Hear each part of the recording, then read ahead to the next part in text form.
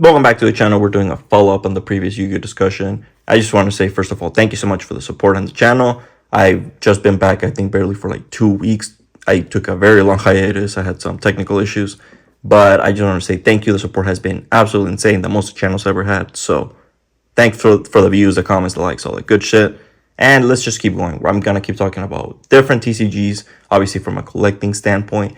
If you care about that, especially Yu-Gi-Oh right now, Yu-Gi-Oh again is one that I kind of grew up with. It's literally the one game that I actually kind of grew up playing. So it is super sad to see it in this state where so many stores are just treating it as garbage, right? Like they don't even want to deal with it at this point. It's very sad to see. And something that I don't understand is, for the most part, I will say I got I think around 100 comments. And for the most part, most comments seem to agree and say, yeah, this is a problem. Boxes shouldn't be this cheap. I don't know how stores are going to survive. Vendors are quitting. It makes sense. This is absolute shit. Reprints. A lot of people sharing their own grievances with Yu-Gi-Oh, right? But I still had some comments. I want to say like 4 or 5 again. I'm not going to blast any of these people. That's never going to be the point of this. But what I'm going to do instead of share this Reddit post, which I think essentially encapsulates the attitude that a lot of these comments had, which is saying, I just don't understand this mentality, man. I don't understand this boogeyman mentality that a lot of people bring to whenever someone brings out value in pretty much any TCG. A lot of people seem to have this like boogeyman mentality, especially Yu-Gi-Oh. I will say Yu-Gi-Oh is like prime for this, and a lot of people will say like, "Oh, who cares? LOL. It's great the boxes are so cheap," and I just think it's very short-sighted. I think that's not very realistic, a very realistic outlook. A lot of people were saying essentially in the vein of, "Oh, this is a game. Who cares about value?" And it's like, well, I don't care if it's a game. I don't care what it is. At the end of the day, it's a product that has to be sold continuously, which needs money from the previous set to continue supporting it. So, yes, money, as a matter of fact, does matter. I don't understand the logic, the lack of logic, rather say, to just try to bury your head in the sand and say, who cares? LGSs are absorbing the losses. I think that's very short-sighted, because it gets to a point where it's like, okay, how long are they going to absorb their losses? We already see a lot of stores dropping Yu-Gi-Oh. It doesn't make sense to carry Yu-Gi-Oh at this point. And if you can't see that, I did spend like 3 minutes, again, just TLDR, for the very basic economic lesson that I gave in the previous one, supply and demand. Essentially, stores are paying $60 per box. MSRP is 108. I made a mistake. I said 80. It's actually 108. Can you name me the last box that was, let's say, 100? Terminal Revenge. Well, that was what, 1 in 2 years? That's nice. Well, what about 90? 80? 70? Any takers? No? 60? 50? That's when we start getting some numbers. Seriously, half MSRP. Most sets have been half MSRP. Stores are paying $60. How the hell do you expect the store to keep supporting the game if they are making nothing on the game? Let's hypothetically speaking say you owned a Yu-Gi-Oh only store. You literally would be shut down. How the hell will you survive 2 years with essentially no money? Oh my god, I'm going to lose. Please, Pete, I need this. I mean, seriously, I asked these people who have this mentality, how do you expect stores to keep supporting your game when they're losing money on every single set? I just don't get how you get an answer from that. And I've never gotten an answer for that, because it's just not realistic. It's just not grounded in realism, that separation. I'm sorry, as much as you don't like it, you may not like it, you may disagree with it, but value has to have a place in TCGs. That's just a matter of fact. How else would you sell a booster box? The whole point of a booster box is, hey, you're going to pull some good stuff and some bad stuff. That's literally the concept of it. And just pretending to want to ignore that, it just doesn't make any sense to me. And let's address that, right? Okay. Just like last minute analogy, just if, in case those people don't really understand, obviously, the more nuanced economic behind it, fine. Let's pretend this is your LGS, right? Let's pretend Batman 2 is right here. It's your LGS and this is a road. Let's pretend every road, there's a lot of different roads, and every single road is a different TCG. Every road is Pokemon, a different road is Pokemon, a different road is Yu-Gi-Oh, a different road is One Piece, a different road is Riftbound, etc., etc., etc., etc. Okay, let's pretend, again, this is your LGS, and you're driving down this road. Let's pretend bad sets or sets that sell under cost. I'm not saying under MSRP. I'm saying under cost are potholes in the road. You pack of ass. The fuck are you talking about? That shit stinks. If you see a road that is full of potholes, why the hell would you stay on it? Wouldn't you want to switch so that your car, your LGS doesn't get wrecked and you just lose your LGS? You close your business? It's just, to me, it is just kind of common sense. I get some people don't like to think about it that way. I get it. It's a hobby. A lot of people just kind of want to separate that from it. But this is just the real world. Like, I'm sorry. Again, you can disagree with it if you want. That's just how things are. Hopefully that analogy helps someone. I don't even know. Honestly, I kind of just threw it out there. Adding a little bit of an addendum just because I really want to drive this part home. Like that comment mentioned earlier that I highlighted, it is absolutely fine to individually not care much about value. You don't care if your cards go down, if they hold value. That is absolutely fine. Tell you what, I pulled this one myself and I kept it just because I like Lightning Storm. I think it's a really cool card and I think it looks really cool. It looks kind of like a Starlight, right? Obviously it's not, but it looks really cool. So I ended up keeping it. It's been going down in value. And realistically speaking, who the hell cares? All this product that I bought for Yugioh, all the product that you see for Yugioh right there, premium gold, ghost from the past, maximum gold, what the hell, all the tints. I have essentially all the tints right there as well. I just buy because I like collecting Yugioh, because I like the IP. Again, individually, that's fine. But we're talking about this as a business. This is a product at the end of the day, right? We're talking about it from the perspective of vendors and LGSs.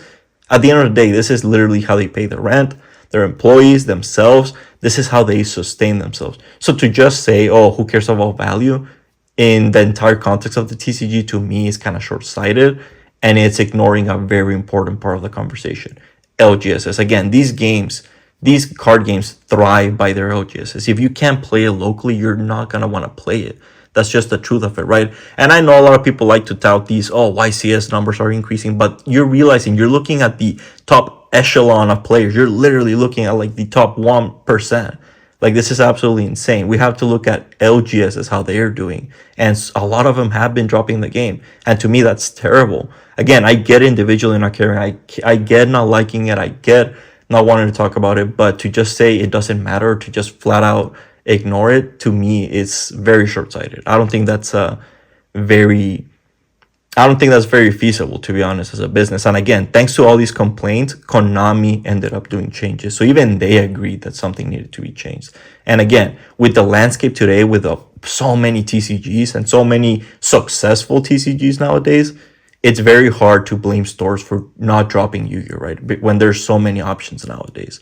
So again, a whole idea of this is to get the boxes on track, not to make them scalpable, not to make them, oh, $300 a box. No, the point is to preserve some value so that stores can keep in business. It is that simple. It is nothing to do with, oh, we want to turn this into a Pokemon situation, a One Piece situation. It is about understanding the reality of the business. It is that simple. Please keep watching the video. Let's just move on, right? That's the last time I'm going to address that again, that very boogeyman mentality that I see in Yugioh. It's very prevalent in Yugioh. I see it in other TCGs as well, but Yugioh is like so very prevalent. It is very confusing to me. It's kind of alien to me in a way. But all right, what the hell are we actually talking about today? Well, we're going to talk about how to save Yugioh. Wow. We're going to address the Konami way, and then I'm going to add 3 more ways as well that we could potentially add. We don't have to do just one of them. Obviously, we could do a hybrid, just throwing some ideas, right? Obviously, the whole point is you guys. Obviously, I want to see where different groups of people lie. So if you're a vendor, for example, I'm guessing you're going to lean towards a specific one, but I'm guessing that's going to be very popular with players, right? So I want to see where different groups of people support the direction of the game. And in my opinion, at the end, I actually will give Konami some props because I think what they're doing is a good start, but it has a lot of pitfalls. It has a very, very potential large pitfall that could essentially kill the whole concept that they're trying to do, which I will explain. But all right, number 1, what is the one change that you see most people request? Merge the OCG and the TCG. And it sounds good in paper, right? A lot of games do it. You have One Piece, just came out, 3 years ago, and it's already doing it. You have Digimon, which just did it recently with their 2.0, 2.5 sets. Most games that do this end up merging at some point, right? Obviously, there's a lot of pros.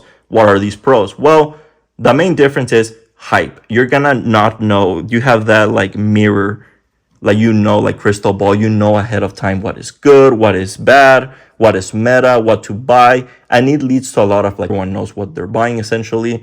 And a lot of times it leads to very little experimentation, especially in the West. Once the stuff comes out, a lot of the times it's like, well, we already know that's not very good, right? So we're not even gonna touch it.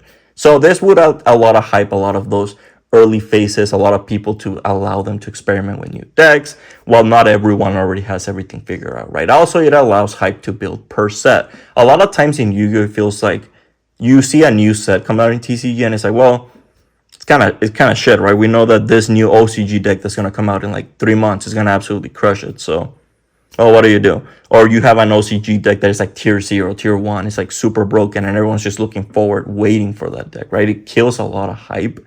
But in my opinion, why is this just not realistic? Number one, let's look at it from a logistics perspective, right? Let's actually think about it this way. The game's been out for almost 30 years. If this was feasible, they would have already done it. Let's just be realistic. I mean, again, let's look at Digimon. They did it within what, 5-6 years?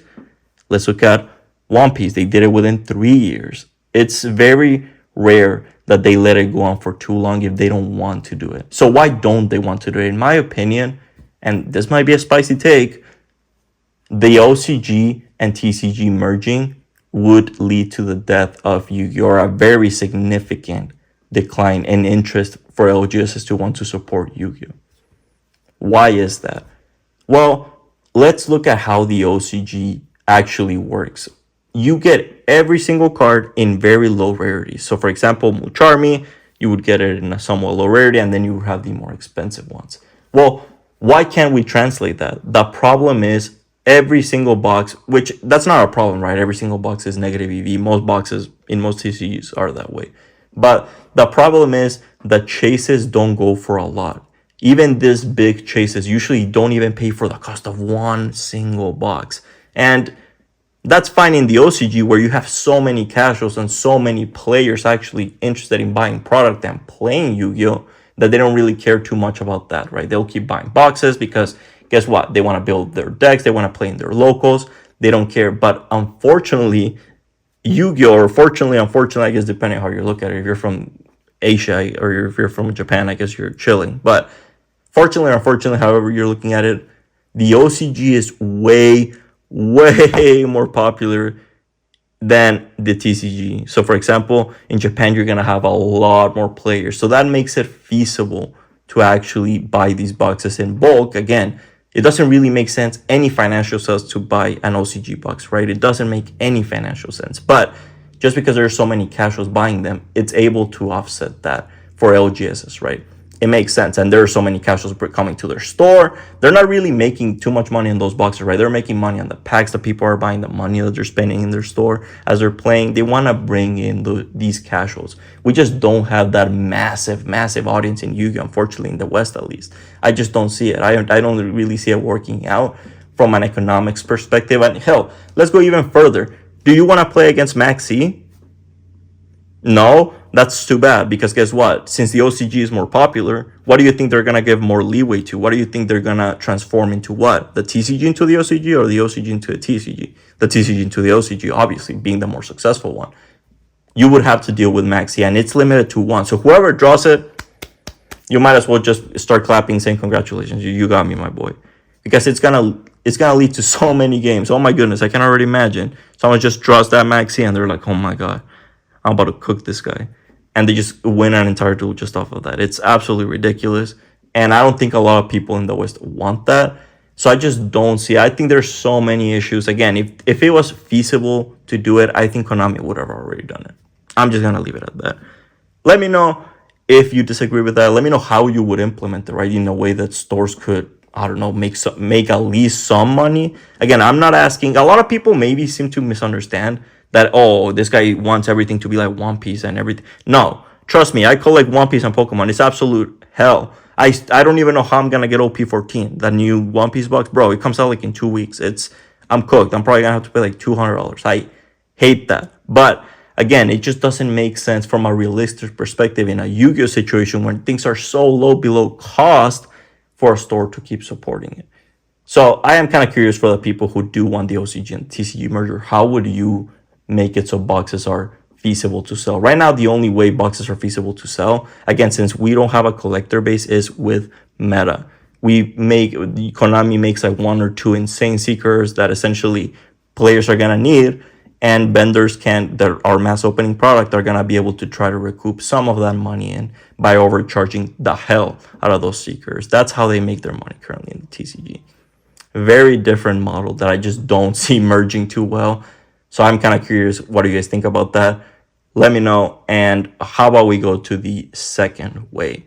Oh boy, vendors rejoice. This one is gonna be mostly about preserving value of sealed and about preserving more value in general, right? Obviously, essentially reducing the aggressive reprint policy that Konami has, that essentially in the end of the year 10, you're absolutely cooked. Let's look at Engraver. Let's look at what's it called? Sinful Spoils. They went from like $100 to like $5. This is absolutely insane. So what can you do? Okay, should you never reprint cards? In my opinion, no. That's just not viable in a Yu-Gi-Oh format. Yu-Gi-Oh is an everlasting format, meaning that you can use cards from like, I don't care, 1999 for all I care, right? You can use very old cards. That would not work if you just never reprint cards, right? That would be insane. What you could do instead is more selective reprints, kind of like our boys over at Magic do. What you can do is heavily reprint, so still release your tints, reprint staples, Mucharmi, IP. Obviously, these cards that essentially go in a lot of decks, that's absolutely fine. If you want to reprint some older staples in higher rarities, that's absolutely fine. And what you have to do with core, with the archetypes, again, this is a very strong selling point of view, right? All those different archetypes. Let's actually strengthen that. Let's look at the tints. So for example, let's reprint, if we're looking at Diabell Star, reprint the Witch and reprint another core card, so 2 like important cards, and then keep the rest more rare. This will incentivize the biggest strength of Yu-Gi-Oh! Is, again, these older archetypes can receive support out of nowhere. And that's what makes it cool, right? You can, out of nowhere, your 2010 deck suddenly receives a bunch of new support. And that would incentivize people to go back to these older boxes and revisit them. Now, would that be viable in a very long form? No. So you would still have to reprint these cards. However, what you could do is what they did with their latest 10, which is essentially have like a big ass pool of cards that you can pull, which will decrease the value of the card, but it won't crash it, right? Like we saw with, I think it's, what's it called, Engraver Tract, that it was still kind of hard to pull. So it didn't completely crash the value of the card. So we could see more of that. Well, we could even see, again, more inspiration from our boys over at Magic. You could do, whenever you do an archetype set, for example, if you were to release new Diabell Star support in a new set, what you could do, and with any other archetypes that you're going to support, what you could do is have like a special guest section like in Magic does. Whenever Magic does a new set, they always have select number of reprints, and it's usually a kind of large amount. So usually the value of the cards are gonna decrease, but it's not gonna completely pummel. It's very controlled, right? It's much more controlled. It's a very finite controlled reprint situation where you're not crashing the value of the card, but you are making it more accessible at the same time. You're still making it cheaper, but you're not crashing it. That's kind of the difference, right? So I would call this approach the vendor/MTG approach, I would say, number 2, right? I'm kind of curious. I'm guessing players already have their pitchforks up. I've been probably dislike bombed already. It's just a suggestion. This is definitely very, very vendor heavy, right? Because obviously this would aim to retain the value on some of these older boxes by incentivizing you to, hey, this card is still like $50, so it's still kind of worth going back to these boxes. And if you do this for more cards, more cards are gonna retain their value. It would play into one of Yu-Gi-Oh's biggest strength being that eternal format. But all right, what is number 3? Number 3 is let's focus on casual/collector/older formats. Let's actually support older formats. God damn it. This is a gold mine. I don't understand how Konami doesn't support gold, Edison formats, release more product for them. A lot of people, here's one of the issues with getting someone into Yu-Gi-Oh! Or people who want to come back into Yu-Gi-Oh! A lot of people don't like pendulums. A lot of people don't like all these new summon mechanics. A lot of people don't like all this interruption. a lot of people just think it's very overwhelming, right? You have to learn all these different archetypes. Some archetypes break the rule of the game. You can activate some traps from your hand. You can activate some monsters from your hand, some from your graveyard, from the banish zone. It's very, very hard to front load someone with it. So why doesn't Konami double down into these older formats? This would essentially be kind of like a teaching level. You could have a gold one, you could have an Edison one, you could have the Genesis one, and then you could have the standard format. I think this would work great. You have so many people trying to call back to those days, and they want these I think it's called Time Wizard officially supported. This would bring in a lot of casuals and a lot of those nostalgia driven people. As we can see, something that people care a lot about, as this retained a lot of it actually went up in price. Whoa.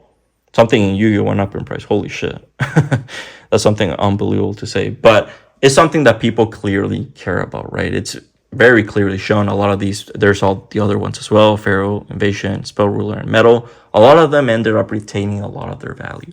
Because people care about this kind of stuff. A lot of casuals like that. They like to see that Yugi says. They like to build those characters there. And they like to play against their friends in that more simplistic, where they can actually interact a little bit more, right? They can actually maybe search a card. It's not like, oh, you search, boom, interrupted. You activate an effect, boom, interrupted. You can't do shit, right? A lot of the times people feel that way, that turn one, the player starts playing solitaire, starts going absolutely insane, and you just can't do shit, right? You just can't activate anything. You just get interrupted all your moves, and you just kind of have to scoop. A lot of people don't like that, right? Those insanely long turns where you're just setting up to not allow your opponent to do anything.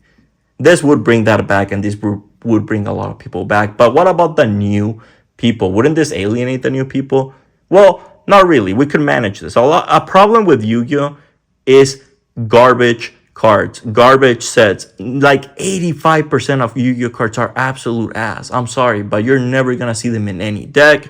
You're never gonna see them in any play. I don't care if it's casual. I don't care if it's against your brother. You're never gonna see those cards, right? They're just so bad. Well, why don't we start cutting sets? Why don't we start not releasing as many sets? And instead, what we could do, for example, here's gonna be my example. Every 2 months, so for example, let's say you release a, what's it called? Phantom Revenge, the newest set right now. And then in 2 months, what you could do is release a product supporting your older formats. Genesis, Edison, or what's it called? The Go format. You could release any, and just imagine the possibilities. You could release a best of for a character. You could do so much with it. You could do best of Edison for specific decks. You could do specific archetypes. It could be so much fun. Just make new sets. I guess that would be better with the more relevant archetypes, right? Obviously, you can cut all the bad stuff. And what this would do, now that you're not releasing as many sets, obviously Konami right now releases, I think, a new set like every month and a half or so. What this would do is this would give you time to cut out all that garbage and make your new sets better. How could you do this? Well, initially we could do this by making the Seekers better. A lot of the times the problem with Yu-Gi-Oh is that the Seekers are kind of garbage. There's like 1 to 2 Seekers that are absolutely insane, and they carry the entire value of the box. It's horrible. It sucks opening 2 Seekers and each one is worth like $2. It sucks. Nobody likes that. So how about we make Seekers better, Ultra Rares better, and actually make it worth your while? Because guess what?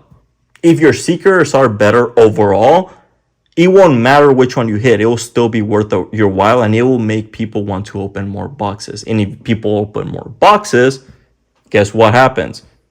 Your prices of your base Seekers ends up going down. What you could even do as well is add, for your newer sets, for your modern sets, what you could do is also add two Seekers guaranteed with the possibility of 3. That's something that One Piece does.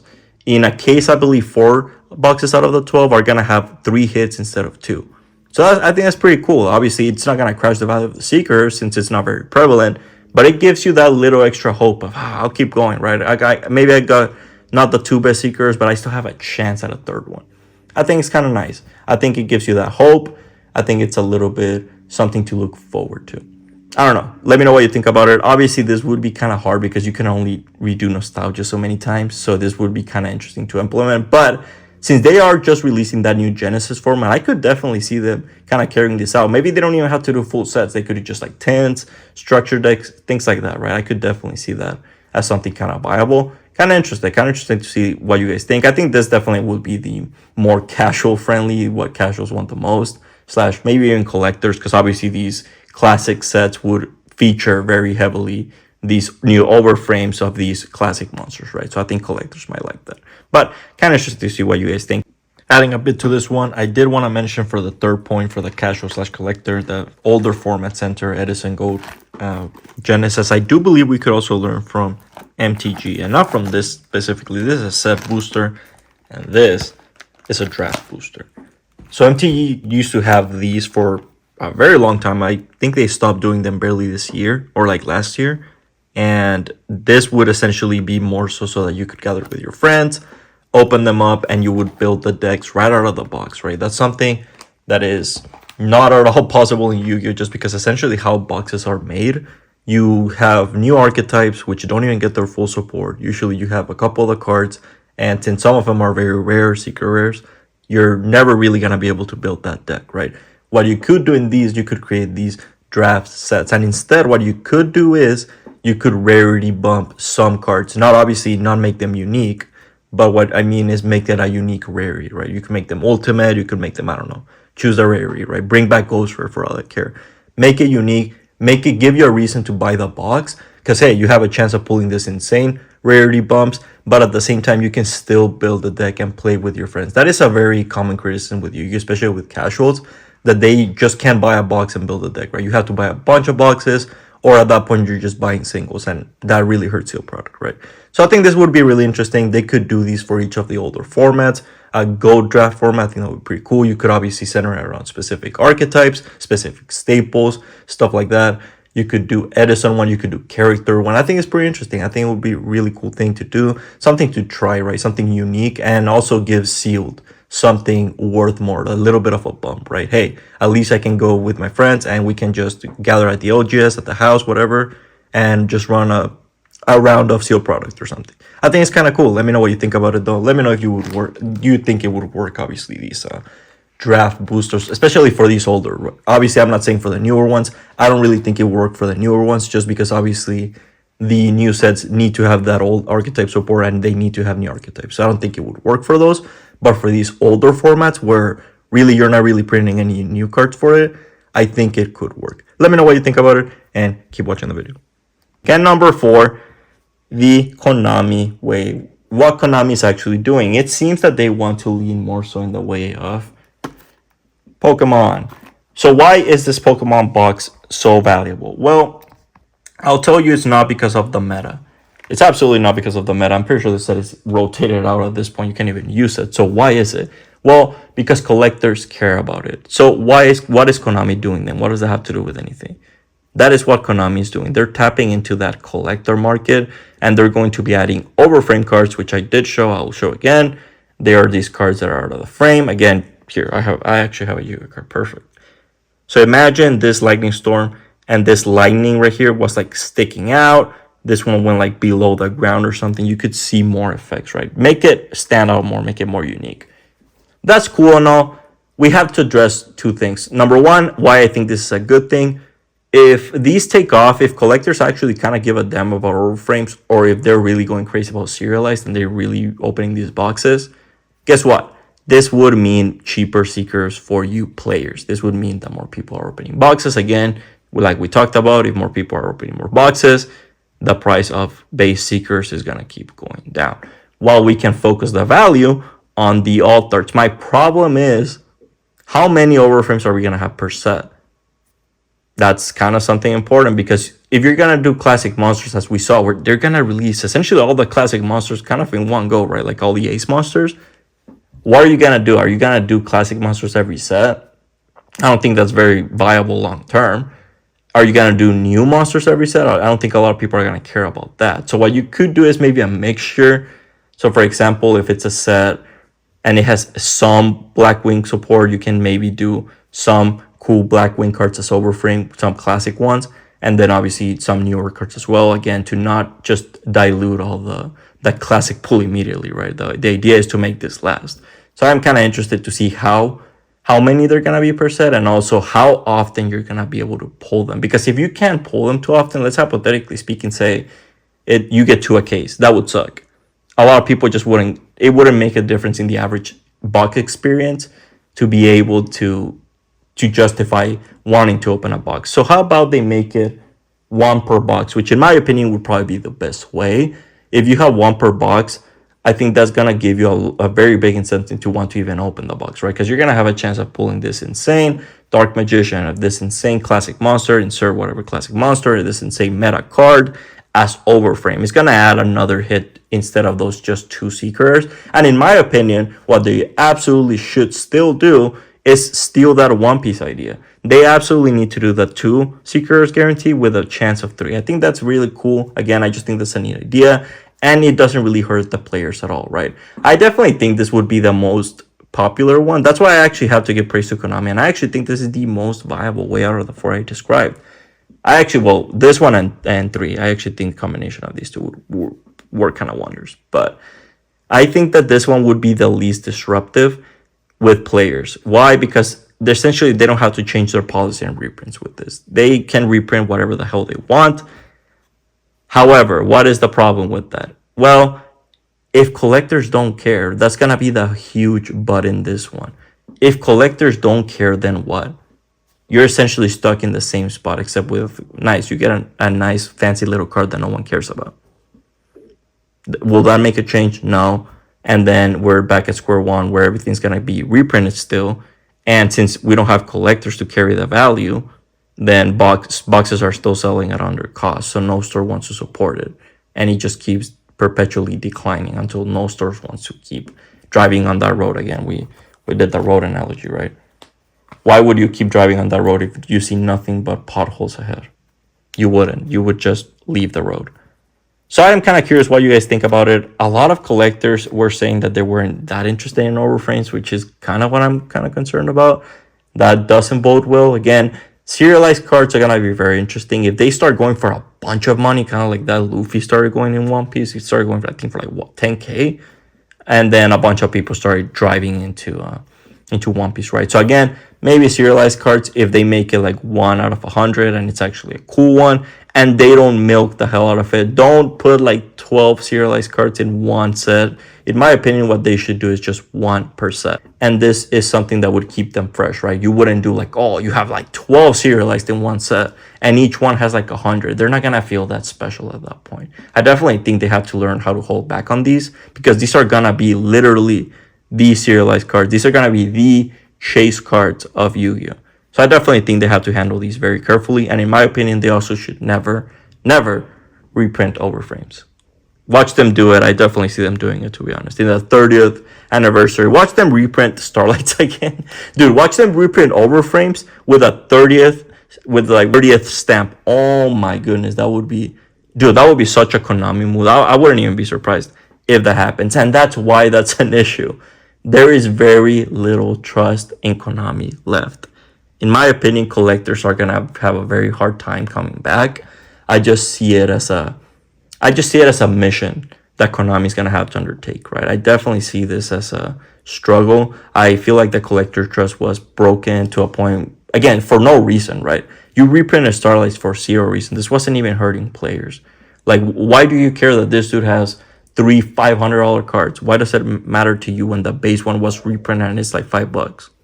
It doesn't. But even still, a lot of people were praising this. A lot of people were saying that it was fine, and it clearly wasn't. Collectors obviously kind of FO'd. They said, okay, well, we hear you loud and clear. You're just going to reprint our shit, even though it doesn't even hurt anyone. And that's just such a brain dead move. I can't believe like a multi-million-dollar corporation did that. That's like the one move you don't do. What the hell? Like, you have your whales, and most TCGs, these whales is like 10% of players are going to support actually the vast majority of the revenue in your game, right?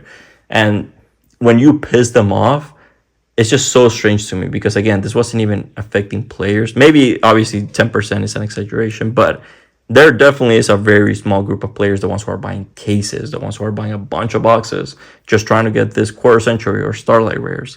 These are the people essentially who these companies kind of rely on carrying their game, right? Because a lot of players in these very player first games don't buy boxes. They'll just buy singles. So they're relying on these people. And when you're why would you betray these people's trust? I don't understand. When you're doing shady stuff to these people, that tends to not resonate too well and ends up backfiring pretty heavily.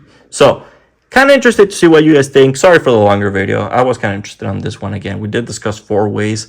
I do think there is some merit to each of these again.